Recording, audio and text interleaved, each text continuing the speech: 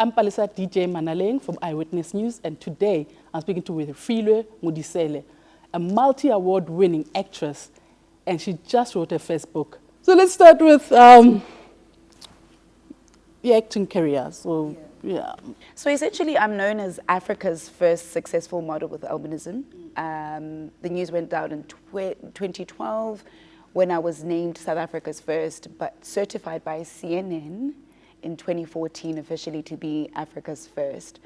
So my career essentially started with that, but I metamorphosized into so many other things. I became a TV host, done radio, multifaceted, TEDx speaker, MC, voiceover artist, like the acting was actually a gradual thing, because as a model you do stuff, but you know, when you come into bits and pieces, and I think it was in 2020 when it was really quite prevalent, and I did my first lead role, because I'd done small roles before, but lead role for a short film that was done with a British filmmaker called Luke Bradford. And we won we didn't win films, but we won awards in, the Pan-African Film Festival. We won awards for Nigeria, Washington, D.C. Like the list goes on and on and on and on and on. But my acting career essentially has been in bits and pieces. And from 2020, it was something that I had to focus on. Well, not like focus on, but it took more center stage with where I was going in my journey, just in terms of I think, the focus. How was it for you, personally, growing up? I was born in the apartheid era, where, first of all, you're from the township, but you're a little girl that looks white amongst the predominantly black community. So coming from Soweto, it was, how do I say it? There was a bit of a duality, because it was normal and not normal for me.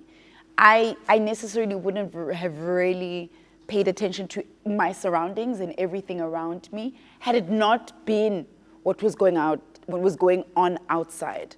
So internally within the home, everything was fine. My family was okay. There was no stigma, absolutely nothing. Like, my albinism was just a norm. But stepping outside of the house, that's when the difference became highlighted to a certain degree, because you find that there are kids that would, either stare, or even parents, parents would stare, people would whisper, say things. But also for me, what happened is that we moved from Soweto to the city, and that in itself also changes your mindset, or it changes how it is that you're integrated into society. And being a child with albinism is being introduced to a whole other dynamic where you assume that, there's this mind shift that happens going from a predominantly black community and going into this mix. Because even back in the day when you were moving into town, you were black people moving into now a society that was trying to integrate. So I don't think I necessarily felt I wouldn't call it a hardship as such, but I did feel the aspect of being made to feel different in some sense, because of always having to constantly explain myself. My mother and father are black looking and I'm a white looking child. How do you explain that? You sit in the principal's office and the principal looks at you, which is a white woman, and she's confused because your second name, which is on your birth certificate, is a white name, but your mother decides to use your white name.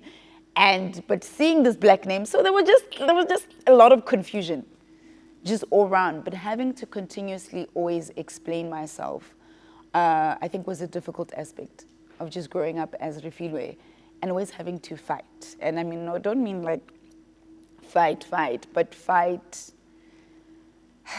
for a place in society. And in your book, let's talk about your book. Yes, the first of its kind in the country. Through Her Vanilla Eyes. Yes, so this is Zizi's world, Through Her Vanilla Eyes. And the book is the first of its kind, my debut as an author. I partnered up with Lingua Franca for this one, which is one of the leading publishers. Like, there are other publishers as well, but one of the leading publishers in education.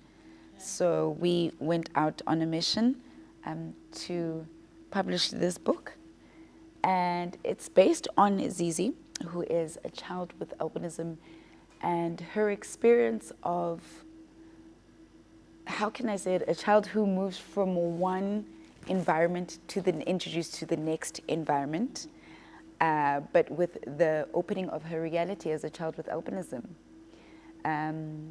But the conversation surrounded around her parents now giving her the reality around albinism, and just the environmental aspect of handling the myths and misconceptions around albinism, and as well as just that dynamics, just navigating that into the world and her environment and her socialization as Zizi, and some of the experiences that she goes through as a child with albinism.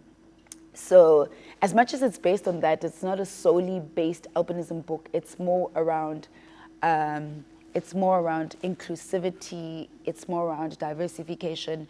It's more around having a conversation on how parents take care of their kids, how educators take care of a situation that is unique to the environment, how kids also learn integration and the love amongst themselves all around.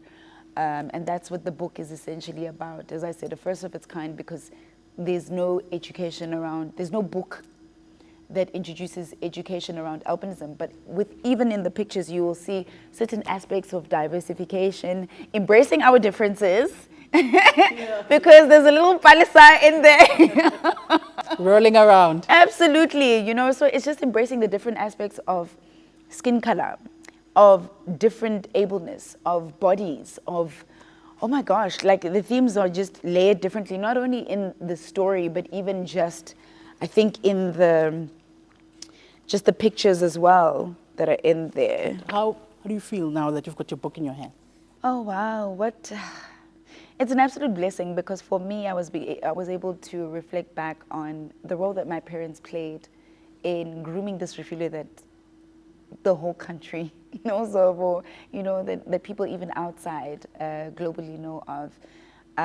It's been such a blessing. It was a labor of love, I like to express, to say thank you as a gratitude to my parents. And just, I love the idea of instilling an education and instilling the sense of love in reading and escapism through reading to children, because we've lost that culture, and children are very dear to my heart.